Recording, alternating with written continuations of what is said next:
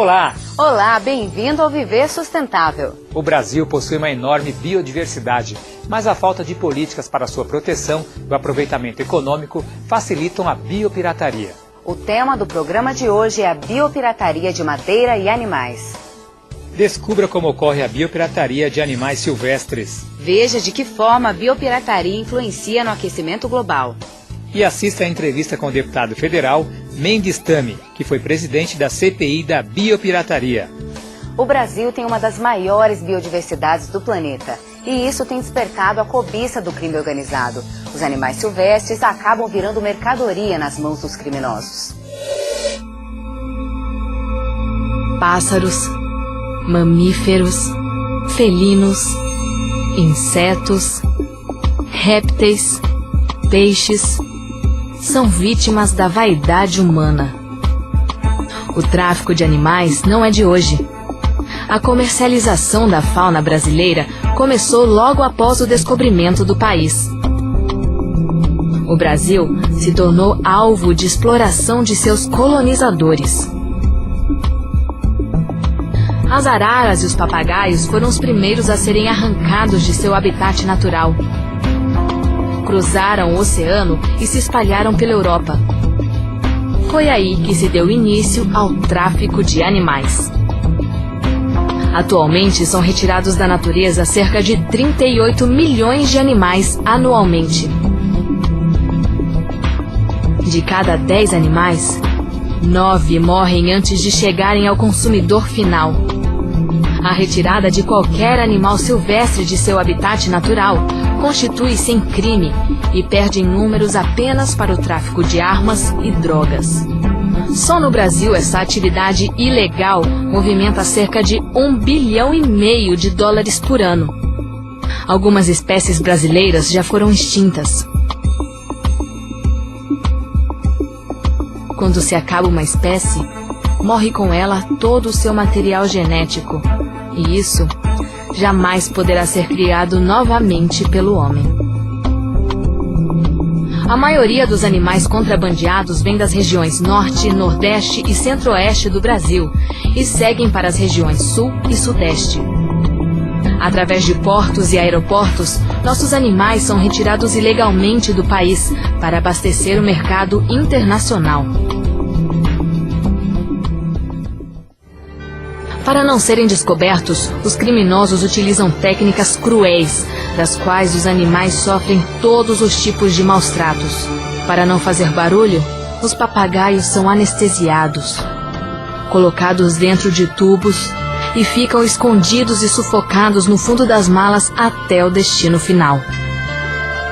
As cobras são colocadas dentro de meias finas e amarradas ao tornozelo ou à cintura do traficante. Esses animais são utilizados de diversas formas ilegais no exterior. Podem ir para laboratórios de pesquisa, vão parar nas mãos de colecionadores de espécies raras, ou são vendidos como animais de estimação em pet shops. Dentro do Brasil, a crueldade continua. Os animais são vendidos na beira de estradas dentro de caixas de papelão. Já tem 8 dias de tirar. 50 cada um, até o preço? Eles são retirados direto do ninho e com poucos dias de vida são separados da família. É lamentável. A única coisa que eu tô mesmo é tirar esses filhotes aqui pra vender, pra poder sobreviver. Eu tiro R$30, 25 por semana. Tem vezes que eu dou sorte, eu faço 50, 60 reais por semana. A Lei contra Crimes Ambientais, criada em 1998, é clara: matar, perseguir, caçar, apanhar, utilizar e comercializar espécies da fauna silvestre brasileira sem autorização do órgão ambiental competente é crime. Além disso, criar animais silvestres pode ser prejudicial à saúde pública. Um animal silvestre que vive na natureza, ele pode estar portando um agente que na natureza está sob controle, mas esse controle não vai existir dentro de um lar. Temos que lembrar que as crianças mantêm um contato muito próximo com os animais e podem estar sendo contaminados pelas suas fezes ou qualquer outro tipo de secreção. A maior organização que trabalha na proteção da fauna é a RENCTAS, que já recebeu até mesmo o prêmio da ONU. E você também pode ajudar a combater os crimes ambientais, denunciando o tráfico de animais pelo site www.renctas.org.br.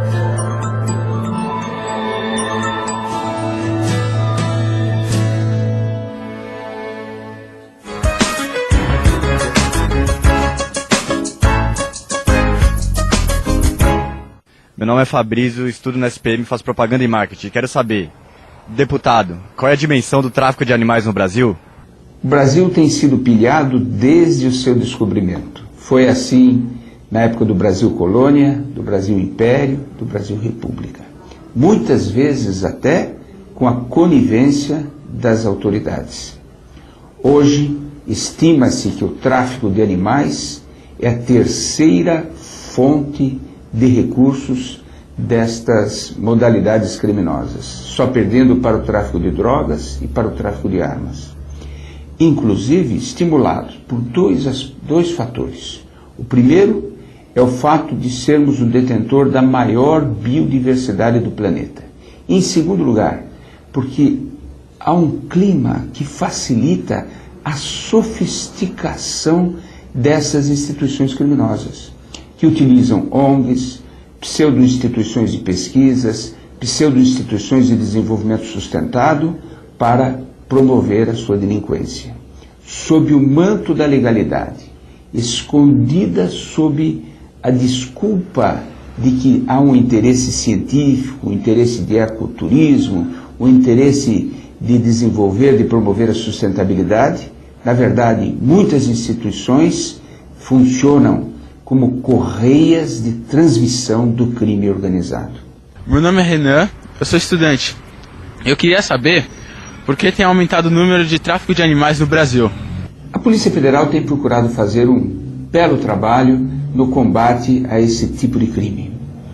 O delegado Jorge Pontes, no entanto, tem declarado que muitas pessoas que fazem o transporte primário da droga, são chamadas, conhecidas como mulas, estão deixando de traficar a droga e substituindo pelo tráfico de animais silvestres, porque o ganho é semelhante, é quase igual, e as penalidades são imensamente menores. Ou seja, a legislação é muito mais frouxa, muito menos rigorosa para o caso de tráfico de animais.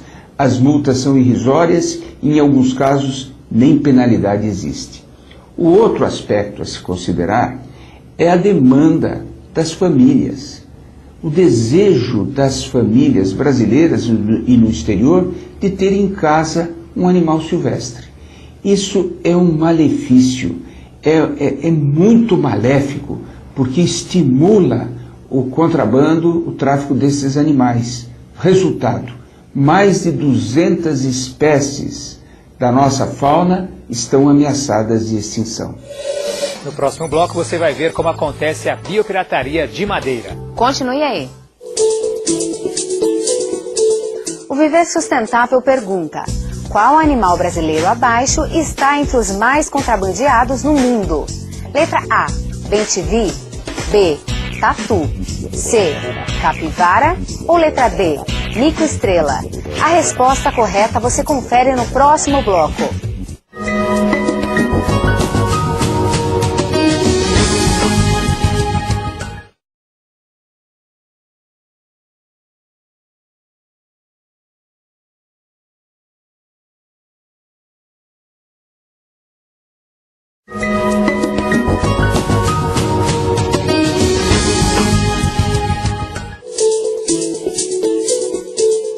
No bloco anterior, o Viver Sustentável perguntou qual animal brasileiro abaixo está entre os mais contrabandeados no mundo. A resposta correta é letra D, mico-estrela.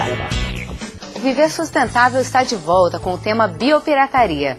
O descontrole da nossa política ambiental contribui para a fúria das motosserras e o avanço das fronteiras agrícolas. O comércio ilegal de madeira influencia no aquecimento global, na savanização das florestas, entre outras consequências para a humanidade e para o meio ambiente. Por quase 40 anos, grandes áreas da Amazônia têm sido desmatadas para dar espaço à agropecuária. que coloca grande desmatamento aí para plantar capim e grilando a terra. Vejo a Amazônia, né, que também do nosso Brasil, está indo embora. Está indo embora de uma coisa muito descontrolada.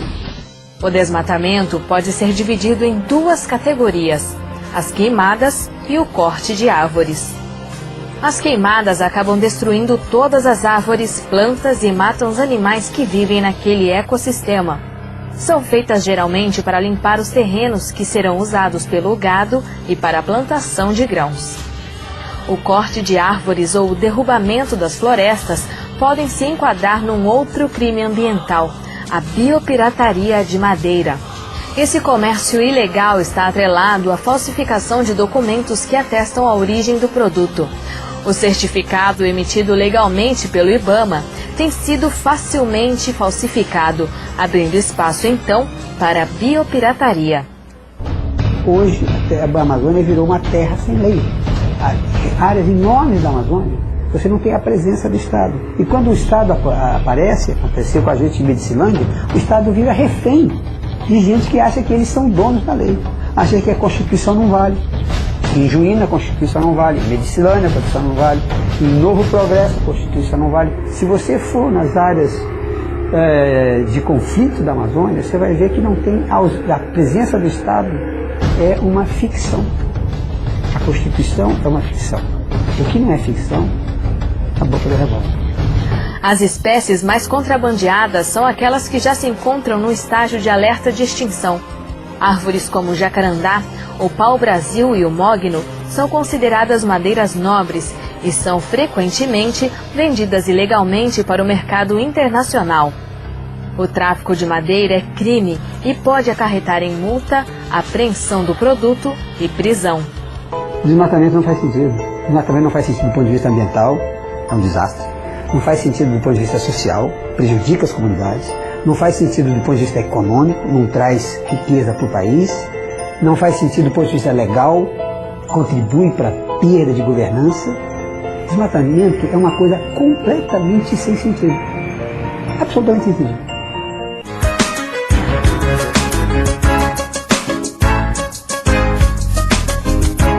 Meu nome é Cícero, sou técnico em telecomunicações. Eu gostaria de saber quais são as consequências do desmatamento. O impacto é tremendo. Em primeiro lugar, sobre a própria Amazônia. Afeta a fauna, a flora. É um estrago tremendo com relação ao nosso maior patrimônio genético, que é o patrimônio da biodiversidade. Afeta o ciclo das chuvas, o ciclo do carbono, afeta o ciclo de energia. Mas, mais do que isso, o impacto do desmatamento na Amazônia é um prejuízo para todo o país. Por quê? A Amazônia é uma espécie de pulmão da humanidade, uma espécie de ar-condicionado. É uma quantidade imensa de vapor d'água que é produzida pela evapotranspiração decorrente destas florestas. Com isso, esse vapor d'água sobe, recebe os ventos alísios que vêm na direção nordeste e joga esse vapor d'água contra a Cordilheira dos Andes. É uma espécie de rio voador. Esses rios voadores se dirigem à Cordilheira dos Andes, batem na Cordilheira dos Andes, refletem e são jogados na direção do Brasil Central, a região centro-oeste, região sudeste e até região sul, influindo na produção agrícola, tendo um imenso impacto na produção agrícola. Por isso, se houver o desmatamento da Amazônia, o prejuízo não será apenas para os amazônidas, será para todos os brasileiros. Meu nome é Daniel, eu sou vendedor. E como eles conseguem cortar, transportar e comercializar as madeiras nobres? Há 3 pontos a considerar. O primeiro é a fiscalização. A fiscalização é insuficiente, ineficiente e muitas vezes até conivente com o contrabando de madeiras nobres. Insuficiente. O Brasil tem 8 milhões de quilômetros quadrados. As florestas correspondem a 40% do território brasileiro, mais de 3 milhões de quilômetros quadrados. Em segundo lugar, Nem sempre estes fiscais estão preparados com veículos, com equipamentos para coibir o crime organizado. E, em terceiro lugar, muitas vezes a conivência e corrupção facilitando a ação desses criminosos.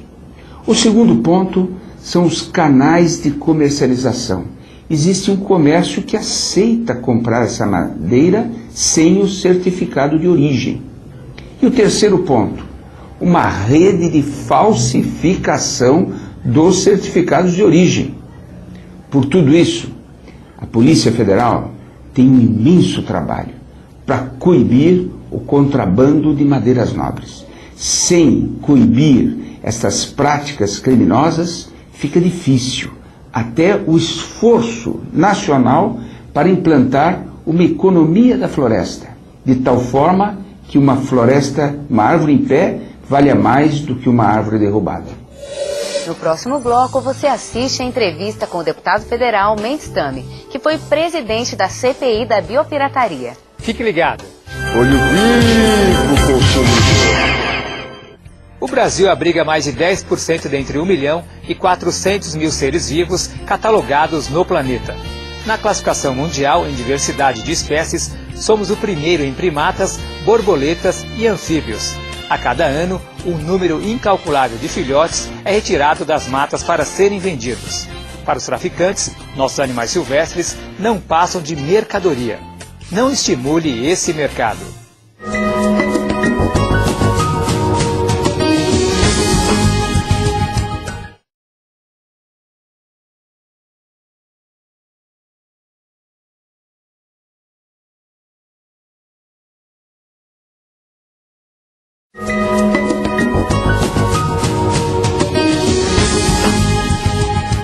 O Viver Sustentável está de volta abordando o tema biopirataria. Para falar sobre esse assunto, contamos com a presença do deputado federal Mendes Tame, que hoje está presente aqui no estúdio do Viver Sustentável.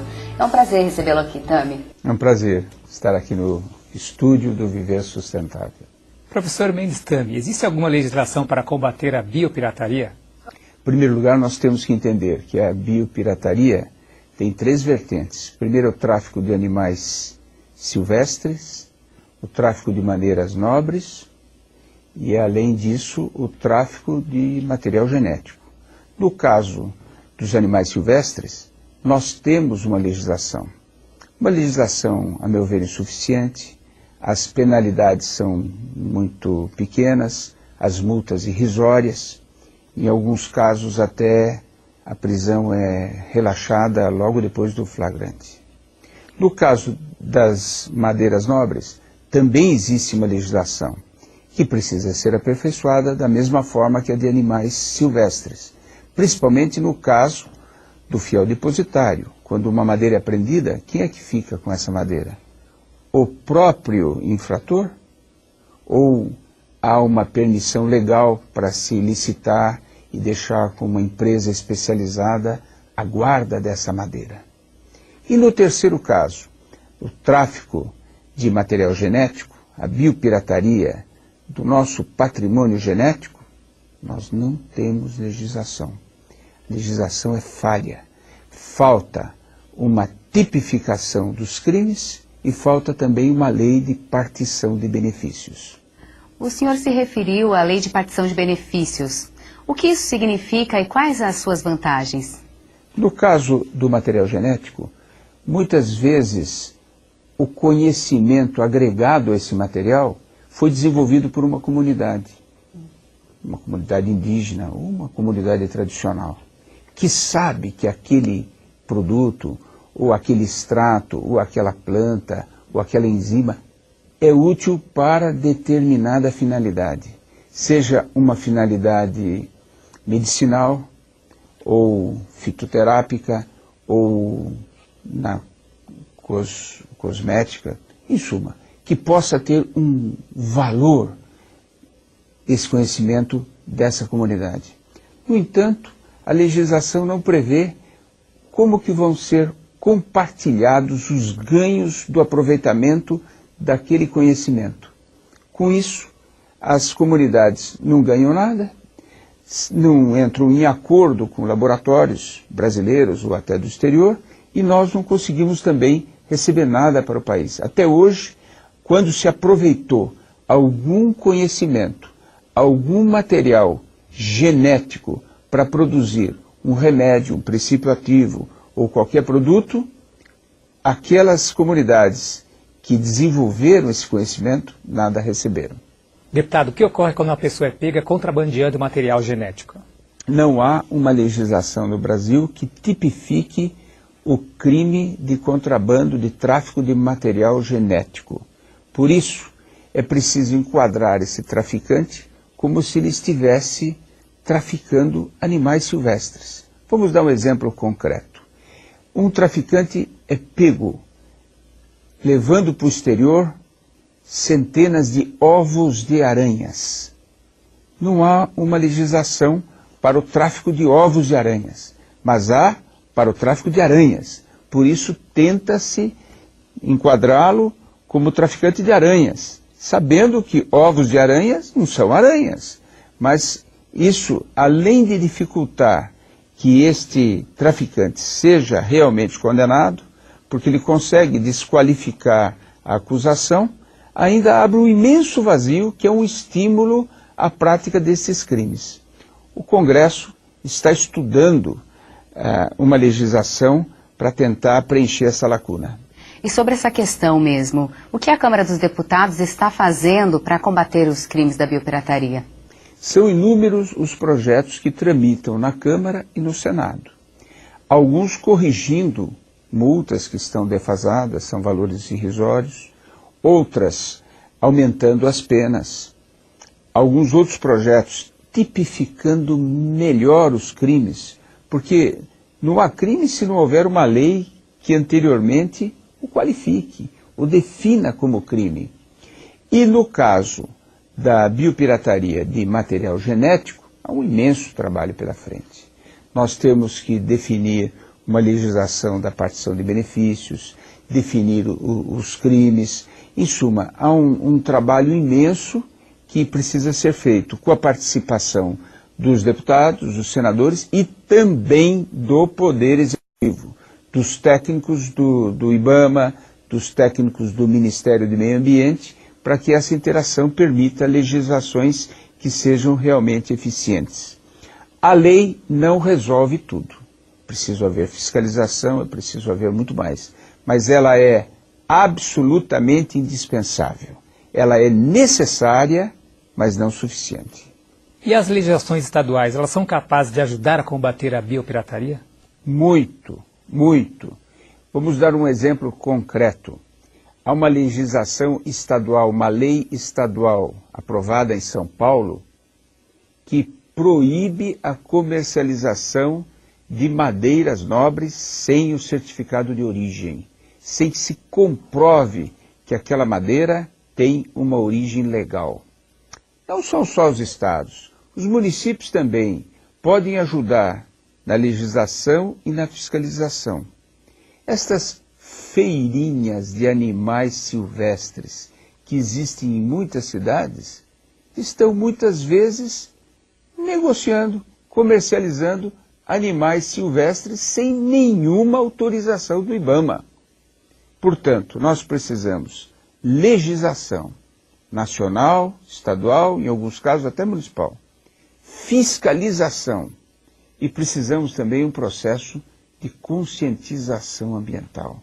Mostrar para a população de que quando ela está adquirindo um animal silvestre para levar para casa, ela está estimulando a extinção de muitas espécies. Quando ela está comprando um móvel sem perguntar quanto à origem da madeira, sem pedir o certificado de origem daquela madeira, para provar que aquela madeira vem de um reflorestamento ou ela é uma madeira legalmente cortada, ela está estimulando também práticas que ajudam a atacar, a destruir, a causar danos para o ambiente. Deputado, obrigado pela sua participação. Eu é que agradeço. Você também pode participar do nosso programa enviando sugestão de temas e e-mails para contato@viversustentável.net. E para assistir ao nosso arquivo de matérias, acesse viversustentável.net. O Viver Sustentável fica por aqui. E lembre-se, para mudar o mundo precisamos fazer a nossa parte. E a sustentabilidade é o caminho. Até o próximo programa. Até lá!